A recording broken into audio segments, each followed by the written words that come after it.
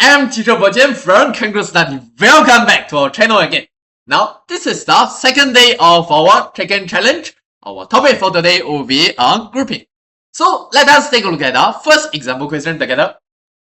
Now, Alex sells his apple as 3 for $10. Ben sells his apple as 2 for $10. They both sold all their apples and collected the same amount of money. Now, number of apples Alex had, this is 7 more than the number of apples Ben had.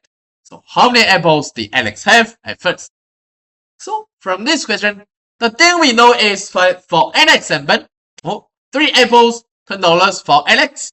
Now, for Ben, every $10 we have 2 apples. Now, if we get another $10, this is another 3 apples for Alex, another 2 apples for Ben. So, can we notice anything from here, everyone? Oh, we can see that for every group, Alex has 1 more apple. There's 1 more apple in the first group. For the second group, there's also 1 more apple for Alex. So this means that for every $10 spent, Alex has 1 more apple than Ben. Now it says that altogether, Alex has 7 more apples than Ben. How many groups are there?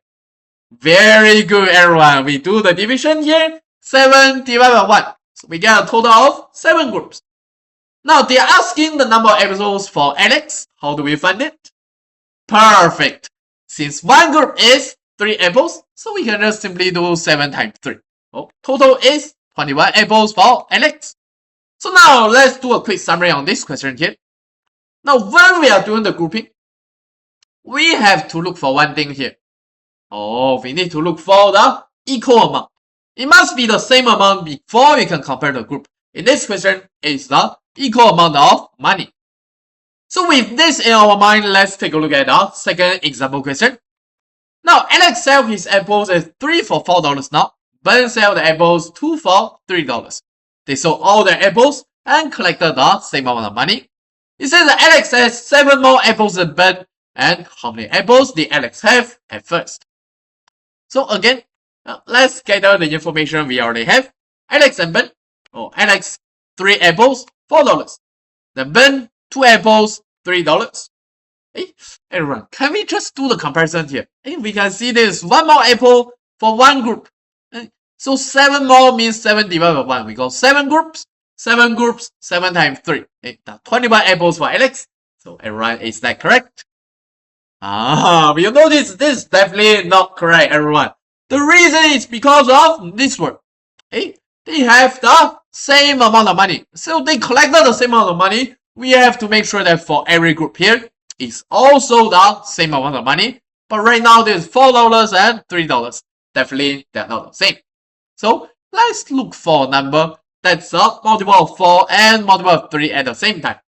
First, let's list down the common multiples of 4. We can always start from the bigger number. This way, we can do fewer calculations. So the multiples of 4, we got 4, 8, 12, 16, so on and so forth. Then we can check that if these numbers are also multiples of 3. So the first number, 4, is it a multiple of 3? Definitely, this is not a multiple of 3. Let's put a cross there. Now, is 8 divisible by 3? 8 is not divisible by 3. Let's put a cross there. Now, how about 12, everyone? Perfect. 12 is a multiple of 3. Let's put a tick there. So now we have found the common number. This is 12. Means that for 1 group, it's worth $12. So $12, how many $4 are there? Very good. 12 divided by 4. Then we'll get 3 groups of $4. Now how about Ben? 1 group is $3. How many $3 are there? Perfect. 12 divided by 3. We get 4 of the $3. So now let's observe. Now for every $12 spent, Alex have 9 apples, Ben have 8 apples. We can notice that now the difference is 1 apple. So now you know that every $12 Alex has 1 more apple than Ben. Now altogether Alex has 7 more apples than Ben. How many groups are there? Very good. So now we can do the division. 7 divided by 1. We got 7 groups. Now 1 group Alex has 9 apples. How many apples in total? Yes, we can just do 7 times 9. So altogether, this is 16, 3 apples for Alex. So now let's do a quick summary on the second example here. Now the first thing we need to do, we also group according to the equal amount of money. So in this question, this is special because they didn't give us equal amount of money. Oh, they give us $3, $4. Oh, they are different numbers. So we have to find the common multiples to make them equal. No, if it's not equal, look for the common multiples. This way we can make the amount of money to be equal. The last thing is when we are finding the number of groups, we have used the total difference divided by the individual difference.